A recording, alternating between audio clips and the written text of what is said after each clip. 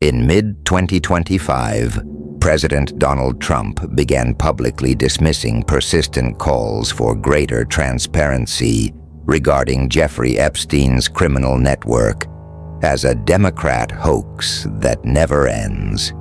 He made these statements in press briefings and on his Truth Social platform, arguing that thousands of pages of documents had already been released and that continued focus on the matter served only as a distraction from his administration's achievements.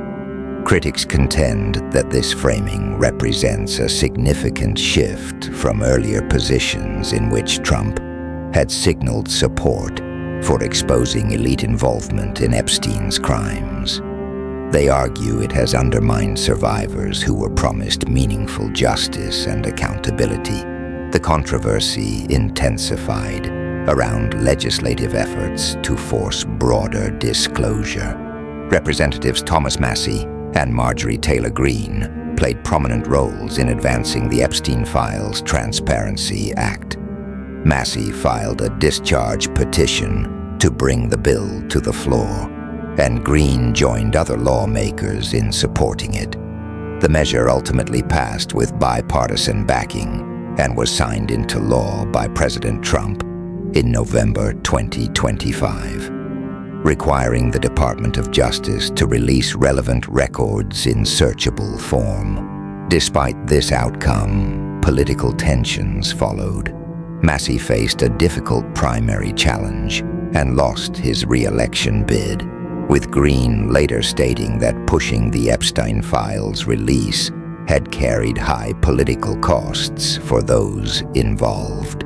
Observers interpreted Trump's public criticism of those continuing to emphasize the issue, including comments distancing himself from supporters who would not move on, as effectively sidelining key advocates within his own coalition. Documents released through these processes have included references to Trump himself, as well as to current administration figures, such as Commerce Secretary Howard Lutnick and other associates. Trump has maintained that the materials exonerate him and do not demonstrate wrongdoing.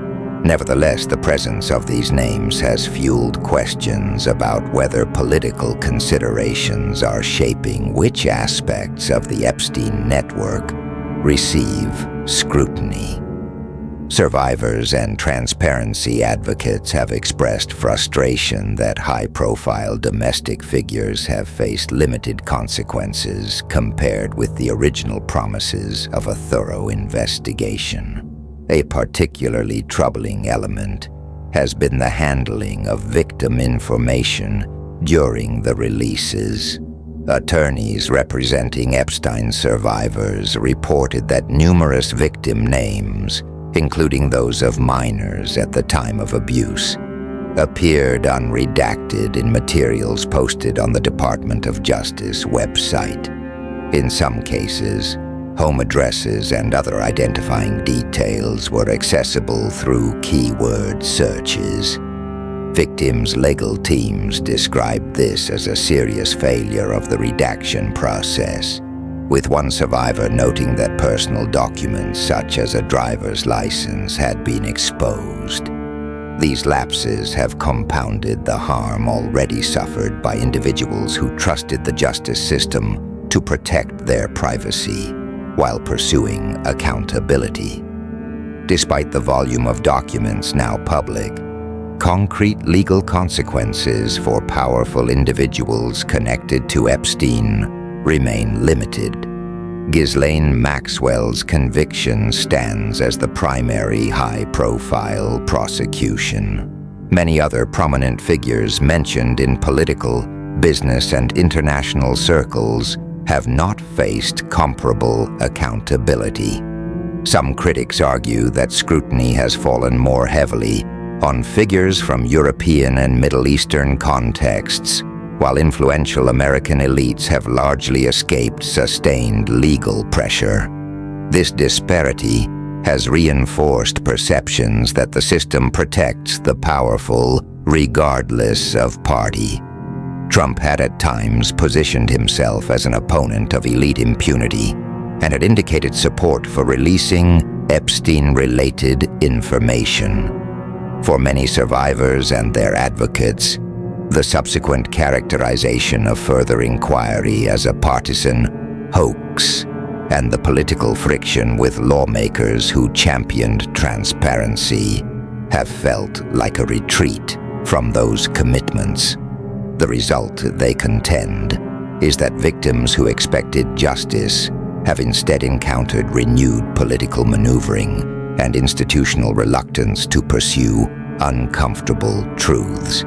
The broader debate reveals a recurring tension in American politics: the legitimate demand for full transparency and justice for Epstein's victims versus the risk that the issue will be weaponized for partisan advantage or dismissed when it becomes politically inconvenient.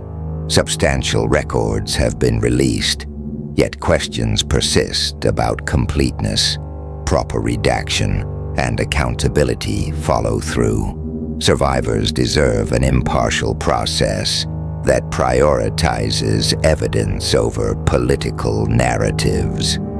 Leaders across the spectrum have an obligation to ensure that the pursuit of truth is not subordinated to short-term calculations or selective outrage.